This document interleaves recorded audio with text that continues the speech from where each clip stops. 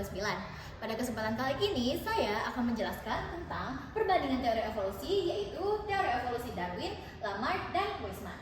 Baiklah teman-teman semua, langsung saja kita masuk ke materi yang pertama. Baiklah teman-teman semua, yang pertama yaitu ada teori Jean-Baptiste Lamarck. Jadi, Jean-Baptiste Lamarck ini mengemukakan gagasan bahwasanya evolusi itu terjadi karena adaptasi makhluk hidup dengan lingkungannya secara langsung.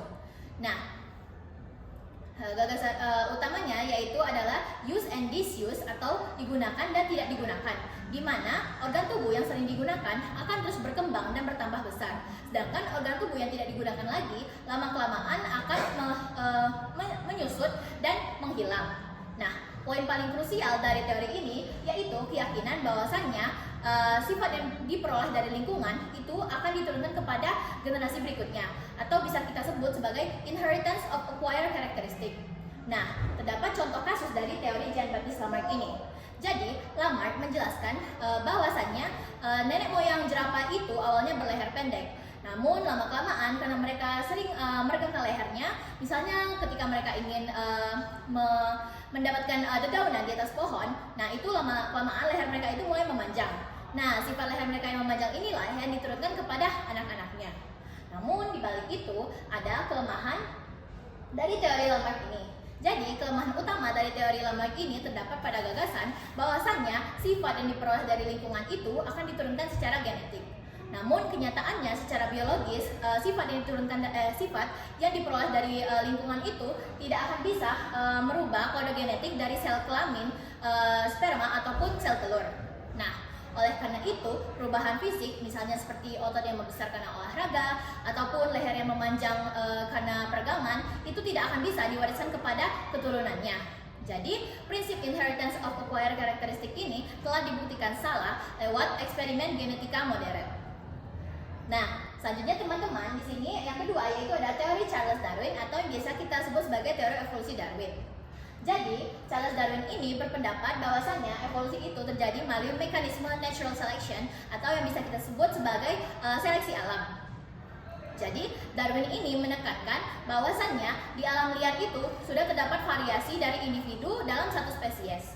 Nah, alam itu tidak merubah bentuk fisik tubuh individu tersebut, melainkan menjadi tempat penyeleksinya. Jadi, individu yang memiliki ciri fisik adaptif itu akan terus bertahan hidup dan memiliki keturunan. Sedangkan individu yang tidak bisa beradaptasi itu lama-kelamaan akan tersingkir dan punah seiring berjalannya waktu. Nah, terdapat juga contoh kasus dari teori Charles Darwin ini. Dan jadi, Darwin menjelaskan bahwasannya populasi jerapah purba itu bervariasi. Ada jerapah berleher panjang dan jerapah berleher pendek. Nah, ketika makanan di daerah yang rendah itu habis, maka jerapah berleher pendek itu akan kesulitan mencari makanan dan akhirnya mati kelaparan. Sedangkan jerapah berleher panjang itu akan terus bertahan hidup dan melanjutkan keturunannya. Nah, sehingga di generasi-generasi berikutnya itu didominasi oleh jerapah berleher panjang. Nah, namun terdapat kelemahan dari teori Darwin ini.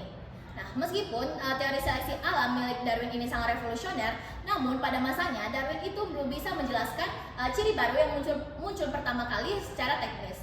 Nah, hal ini dikarenakan Darwin itu tidak mengetahui sumber dari mutasi genetik dan rekombinasi DNA karena pada saat itu ilmu genetik itu belum berkembang. Nah, teman-teman semua, yang terakhir di sini ada teori August Weismann atau yang biasa kita sebut sebagai teori evolusi Weismann. Nah, jadi August Weismann ini membantah teori dari Jean-Baptiste Lamarck dan melengkapi teori dari Charles Darwin dengan pendekatan genetika modern. Nah, ia menegaskan bahwasannya perubahan fisik karena lingkungan itu tidak akan merubah sel kelamin dan tidak akan bisa diwariskan kepada generasi berikutnya. Nah, jadi walaupun tubuh fisik itu berubah drastis karena pengaruh lingkungan, jika gennya itu tidak berubah, maka keturunannya juga tidak akan berubah. Nah, terdapat juga contoh kasus dari teori August Weismann ini. Jadi, August Weismann bereksperimen memotong ekor tikus sampai buntung sebanyak 21 generasi. Nah, induk tikus yang melahirkan anaknya ini dilihat anaknya itu ternyata masih memiliki ekor yang panjang dan utuh. Nah, jadi ini membuktikan bahwasannya perubahan fisik karena lingkungan itu tidak akan diturunkan kepada keturunannya. Namun terdapat kelemahan juga dari teori August Weismann ini. Jadi kelemahan utama dari teori August Weismann ini terdapat pada pemikirannya yang terlalu kaku. Nah, Weismann ini beranggapan bahwasanya lingkungan itu sama sekali tidak mempengaruhi keturunan. Nah, sedangkan pengetahuan modern itu menunjukkan bahwa lingkungan, nutrisi, dan gaya hidup itu ternyata memengaruhi cara gen itu diekspresikan tanpa merubah urutan DNA-nya. Nah, oleh karena itu, teori August Weismann ini masih sulit diterapkan pada seluruh makhluk hidup. Nah, teman-teman semua, jadi kita masuk kesimpulan perbandingan dari ketiga teori tersebut. Yang pertama yaitu adalah Lamarck. Lamarck itu percaya bahwa lingkungan itu mengubah tubuh individu secara langsung dan akan diwariskan. Nah, sedangkan Darwin itu percaya bahwa lingkungan itu hanya menyeleksi variasi yang ada. Misalnya, yang kuat akan bertahan, sedangkan yang lemah itu akan tersingkir. Nah, sedangkan Weismann menyempurnakannya dengan bukti genetika bahwa perubahan tubuh fisik itu tidak akan diwariskan kecuali terjadi perubahan dari sel kelaminnya. Nah, baiklah teman-teman semua, sekian yang bisa saya jelaskan. Mohon maaf jika saya ada kesalahan. Saya akhiri. Wassalamualaikum warahmatullahi wabarakatuh.